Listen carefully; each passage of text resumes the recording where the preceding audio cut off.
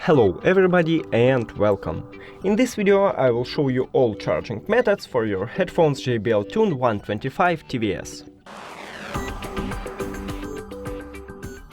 So the first one is to use USB-C cable.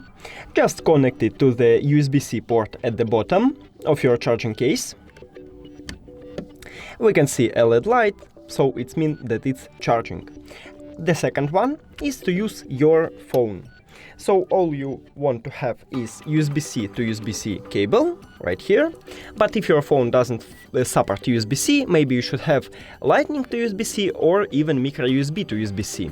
So just connect USB-C to your phone and the second one to your headphones. As you can see, it's also charging. That's it.